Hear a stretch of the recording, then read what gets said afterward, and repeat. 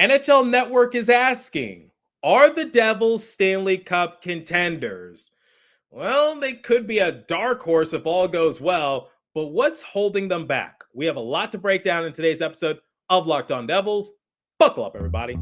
You're Locked On Devils, your daily podcast on the New Jersey Devils. Part of the Locked On Podcast Network, your team every day. Hi, this is Bryce Salvador, and you're Locked On Devils with Trey Matthews. Scores! Oh, Stevens stepped up, nailed it. Brodor's got the puck. What a shot. The Devils win the Stanley Cup. Alrighty now, what is up, New Jersey? Welcome back to the Locked On Devils podcast here at the Locked On Network. I'm your host, College Hockey Play announcer, Devils Wire Pucks Pitchforks, and also part-time credential media member, Trey Matthews. We are deep in the offseason, ladies and gentlemen, and just a fair warning for the next month or so, expect the episode frequency to go down a little bit because, like I said, we're in the heart of the offseason. The news is starting to die out a little bit, but don't worry.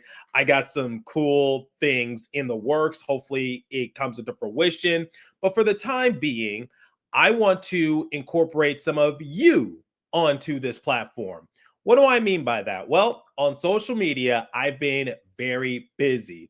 I've been asking all sorts of prompts to basically start a discussion.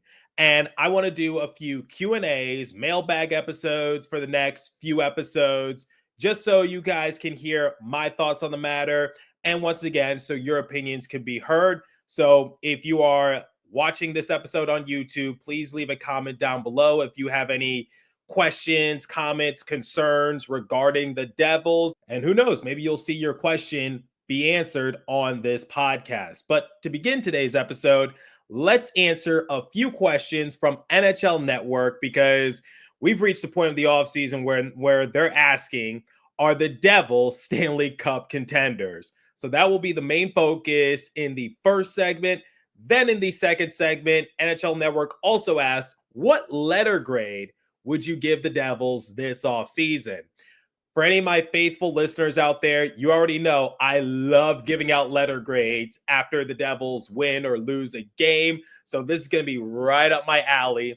And then to close out today's episode, I will tie both of those questions together. Stanley Cup contenders, letter grade, what's the direction that the Devils are going in? I talked about it in the previous episode, but I will bring it back up again. Is time winding down for the Devils to do something big? Is their window starting to shrink? Let's answer the first question from NHL Network. Are the Devils Stanley Cup contenders? Let's talk about it. What's the goal for the Devils this season? I think it's safe to say they're going to be a playoff team. The Metropolitan Division isn't going to be all that strong, so I don't think that's going to be a main issue for the Devils. Obviously, it's going to be playoff or busts, but are they just going to reach the first round and that's that? Can they reach the second round? Could they maybe squeak their way into the Eastern Conference Finals? I saw a lot of people, including my buddy Ace from Running with the Devils, publish this on social media, which is at this point, it's Eastern Conference Finals or bust for the Devils. And I saw a lot of people on social media saying, like, look, maybe you shouldn't put it past the Devils to possibly reach that point. And I want to talk about it on my show. The goal for the Devils, it's really confusing because I think they can make it past the first round. I'm confident that they can do it, but I need to actually see it happen. Mike Moriel of NHL.com recently went on a star-sanctioned show, and he said that he believed in Tom Fitzgerald still, but he needs to see the product actually work on the ice. No more of these, oh, we'll wait till next year, the future is bright. No, the Devils need to start capitalizing on their window right now, ASAP. No, not as soon as possible, as soon as now. Change that acronym. I want the Devils to make it past the second round, but at this point, that seems like a pie in the sky. Do the Devils have the right tools to compete for the Stanley Cup? I wrote down a list of all areas that I think everyone is focusing on, which is basically the entire roster. I've said it over the summer that the Florida Panthers are the blueprint when it comes to being a Stanley Cup caliber team. When looking at the top six, I'm not really all that concerned for the Devils. Jack Hughes will be back. Jesper Bratt will be back. Nico Hischier, Timo Meier. All those guys can score in bunches. Andre Palat, he's a good forechecker. He elevates his game come playoff time. I don't want him on the roster. I think he has run his course, but he is here, and it is what it is. Stefan Nason, one of the best net front guys in the league. I think he could definitely repeat some of the success he saw last season. Top six, not that big of a concern. I think as long as Jack Hughes can stay healthy, the Devils will still be a force to reckon with when it comes to putting up offensive numbers. Hopefully they don't get shut out as many times as they did last season, because that definitely was one of their weaknesses. Bottom six, this is going to be a huge X factor. Do the Devils have enough firepower to help out with depth scoring? It seems like the Devils have struggled to replace the production of Tyler Toffoli when he was traded a couple years ago. Look, nobody's going to replace Toffoli. I guess we're just going to have to accept that. When he was traded at the deadline, he was leading the Devils in goals, and the Devils just never really found that person to fill his shoes. When we look at the bottom six, I anticipate a decent-sized year from Dawson Mercer. I think he'll work with what he's being given. According to Daily Faceoff, they're predicting for Mercer to be the third-line center for the Devils. Mercer has said that he would much rather play wing, but when looking at the roster structure, I don't think there's any other choice but to put Mercer at one of the center positions. Connor Brown, he's going to replace Eric Haula. Hopefully, he can actually provide more scoring depth, because Haula went on too many strings during his Devils tenure in which he put up no points.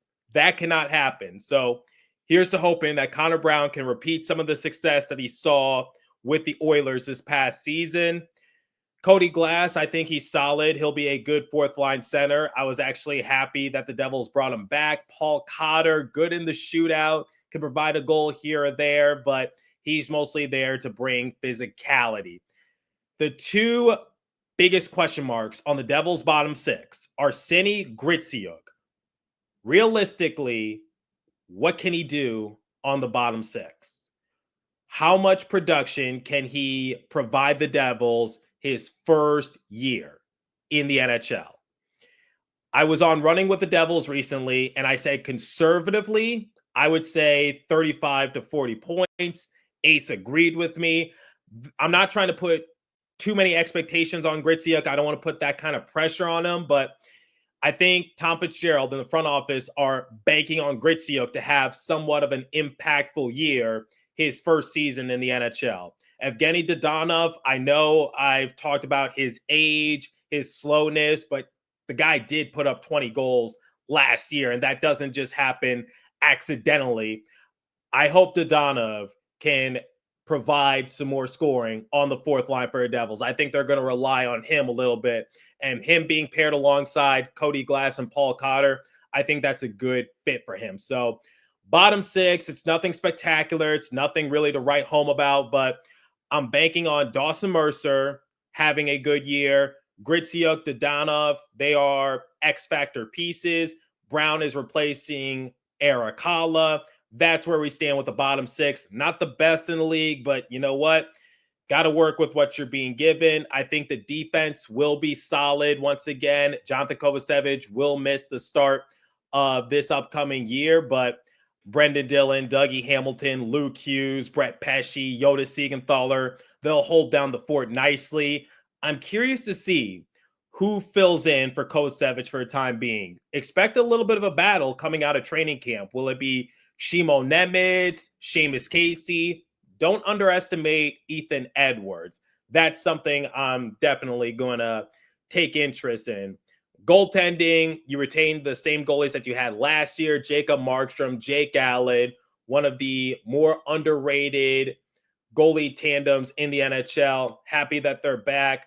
You still got Nico Dawes, but I don't know if the Devils can carry 3 goalies on their roster. Coaching, I'm good with Sheldon Keefe and company. I think they did a good job behind the bench. Physicality. This is where some of the older Devils fans believe that the Devils are lacking. But let me just say, you can never have too much physicality. But I think the Devils aren't the softest team in the NHL. In fact, the numbers showed that they were one of the top teams in the NHL when it came to hits per game. And having spoken to Paul Cotter, he says it's very important to rack up the hits because it helps you get possession of the puck and you can lay the hit and the other guy can swipe the puck away. He talked about forechecking, all that. Devils were one of the top 10 teams in the league in that category. I know that's just one metric, but the point I'm just trying to make is that I don't think the Devils are as soft as some of the older fan bases are projecting. I think the Devils are still a decent physical team. Now, with all that being said, are the Devils Stanley Cup contenders? I'm going to say you got to go out there and prove it to me. That's where I'm going to stand. I'm not going to say yes. I'm not going to say no. But similar to what Mike Moriel stated on that Stars podcast, I agree with them. At some point, you just got to go out there and show that everything you can put together can materialize into something special. I think the Devils do have a lot of talent on their roster. I can't deny that. But the fact that they always seem to fall short of expectations, that's where I'm going to put my hands up, take a couple steps back and just say, I still believe in you, but you got to go out there and prove it to me before I make any sort of assessment. So for anyone who's saying that the Devils could possibly reach the Eastern Conference Finals, look, I wouldn't put it past the Devils, but they got to go out there and prove it. No more excuses saying that they're young, they'll figure it out. Capitalize on it now. Strike while the iron is hot. I would say the Devils' biggest weakness going into this season would be their bottom 6. So same problem as last year, but once again, let's see what Mercer can do. Let's see what Dadonov, Gritsuk, and Brown could provide because that is changing it up a little bit.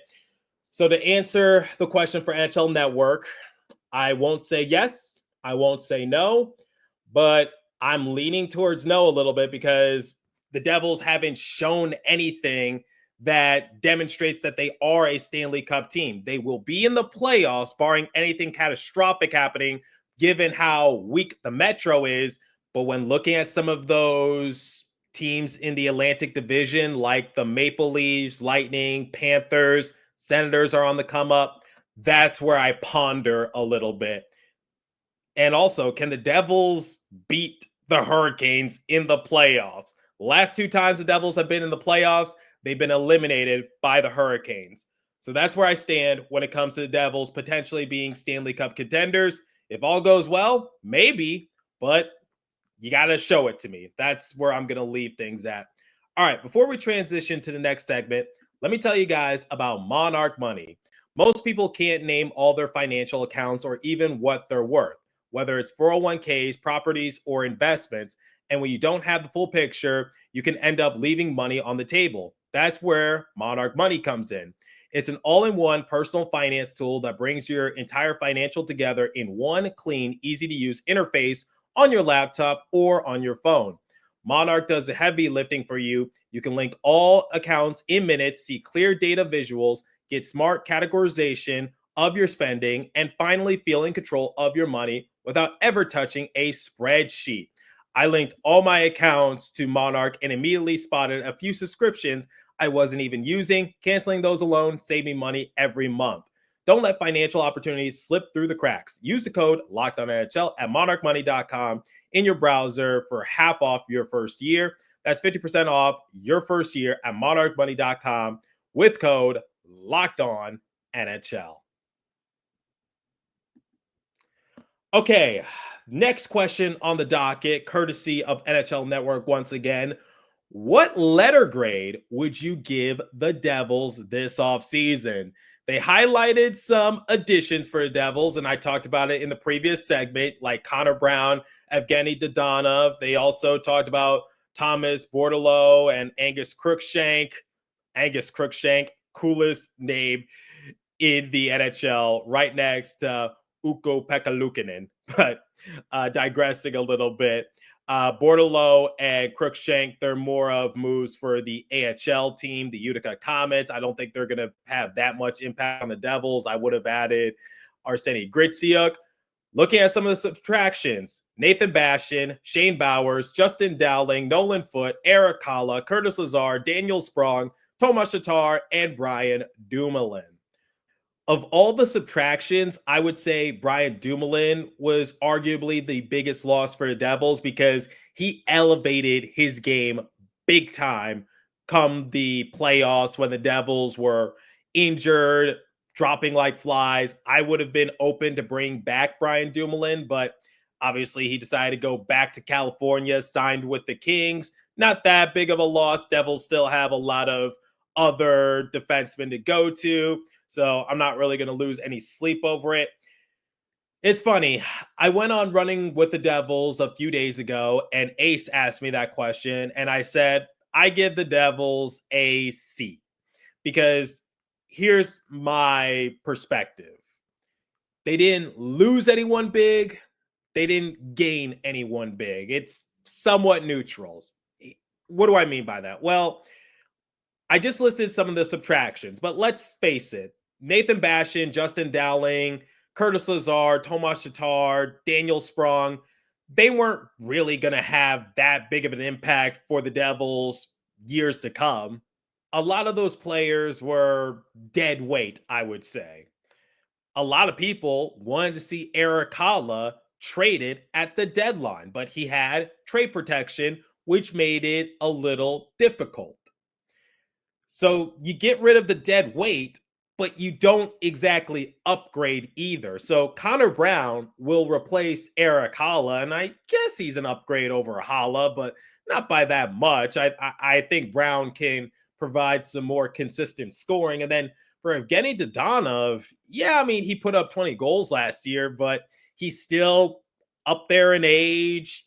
Can he compete on the Devils? Because remember, the Devils are a fast team. And my concern is, will Dodonov be able to catch up? That's why I think you should keep him on the bottom six, because I don't think he'll be able to keep up with Nico Hischier or Jack Hughes. The Devils also retained some of their bigger upcoming free agents like Jake Allen and Cody Glass. I thought Jake Allen would be out the door because the goalie market in free agency was very weak, and Jake Allen was atop of a lot of people's list. I thought he would go to the Oilers because we saw during the Stanley Cup final that maybe the goalie tandem that the Oilers had wasn't strong enough to take them to the promised land. Jake Allen took the hometown discount. Makes sense. I don't think he's ring chasing. He already has a Stanley Cup to his name. He's very happy in New Jersey. His family has settled well here. Jake Allen will retire a New Jersey Devil, and I'm happy about that. Cody Glass, the Devils originally didn't extend him a qualifying offer because I think their mindset was that they were going to let Glass become a UFA and then try to re-sign him on a cheaper deal. But they saw that Glass was going to be pursued by a few other teams. So they were just like, you know what? Better to be safe than sorry. Re-signed him to a 2-year, $5 million contract, average annual value, $2.5 million. I think the Devils were hoping to re-sign him to maybe like a $1 million average annual value. But you know what? Not the worst contract in the world. Glass was pretty solid. So when assessing everything, Devils, yeah, they lost some players, but they're not really big time contributors. They're players that you can live without. He brought on Evgeny Dodonov, Connor Brown, kind of taking flyers on them. And then he retained Cody Glass and Jake Allen. Still waiting for the Luke Hughes extension. I was thinking about giving the Devils a C-, but since Luke Hughes can't be given an offer sheet by other teams. The ball is still in the Devils' court. So that's why I gave the Devils a C. Nothing all that exciting, but the team didn't get worse. Average score for the Devils in my book. I still think they're going to be a good team, but how far they go, we're just going to have to wait and see. I'm not psychic. I can't predict the future. I'm just wishing for the best, and hopefully the Devils don't regress either. Okay, to wrap up today's episode, let's tie the two questions together. Devils Stanley Cup team, question mark, letter grade for the offseason.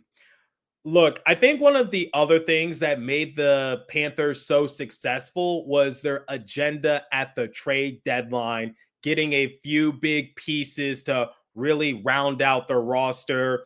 They traded for Brad Marchand from the rival Bruins. They also got Seth Jones. During that time, I think they also acquired Vitek Vanacek. It's so weird that Vanacek went from being chased out of New Jersey essentially to now hoisting a Stanley Cup. He signed with the Utah Mammoth. We'll see how that turns out. Wishing Vanacek the best, but digressing a little bit.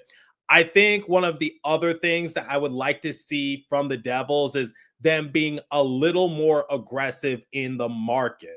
I've talked about it in prior silly season episodes that there are some teams that are willing to part ways with some of their notable assets. I talked about the Dallas Stars and Jason Robertson because it's rumored that the Stars are in search for a right-handed defenseman to add some more depth in that area. They already got Mikko Rantanen locked up long-term. I don't think they'll be able to extend Robertson when that time comes. They might be willing to trade away Robertson in order to get a young right-handed defenseman. Devils can provide that, just saying. Or the Kraken. I don't think they're going to be going to the playoffs this upcoming season. They might part ways with Jared McCann. His name was brought up in the rumor mill during the deadline. Mason McTavish. Could the Devils pull some strings and trade Andre Palat to get McTavish? Because it's rumored that the Devils want to clear some cap a little bit, and getting rid of Palat can help in that regard. I would like to see Tom Fitzgerald be a little more aggressive in the market when names come up. No more of this talk of saying you came in second place for a player. I don't want to hear that. Please be aggressive like you were when you got Timo Meier or Tyler Toffoli. If the Devils want to become legitimate contenders, they still need to add to their roster. I don't think Fitzgerald is done making moves. Will he make a move within the next month or so? Well, he kind of has to with Luke Hughes, but in terms of acquiring another big name player, I think what you see is what you're going to get to start the 2025-2026 season. But months from now, come the trade deadline, if the Devils are one of the top teams in the Metro, I think they can certainly become buyers at the deadline. I think one of the big reasons why they weren't this past season was because Jack Hughes went down with his injury, and that pretty much ended any possibility of the Devils making a deep push in the playoffs because Jack Hughes is so important on this team, let's face it. So that's what I want to see from the Devils. If they want to become Stanley Cup contenders, if they want to see their letter grade from this offseason bump up a little bit, then let's change up the agenda. If the Devils have a bad season, it's not like they're going to blow up everything. In fact, they're in no position to do so because a lot of their main assets are locked up for another few years, but you don't have forever. That's what I talked about in the prior episode. Time is running out, but it's not like it's dire. So that's where I'm going to leave things off. Let me know your thoughts. Are the Devils Stanley Cup contenders? If not, what do they need to do to improve their roster? And what letter grade would you give Tom Fitzgerald and company for the work that they've done this offseason? I'm curious to hear your thoughts. Leave a comment down below if you're watching on YouTube. Also, be sure to leave a question. If you're listening on a podcast streaming service, hit me up on my personal X Page app at TreyMatt4 or the show's X page app at Locked On Devils. As for today's episode, that's all the time I have for you. Continue to stay safe. Have a wonderful day, New Jersey. Go Devils. I'll catch you guys next episode. Thanks for listening once again.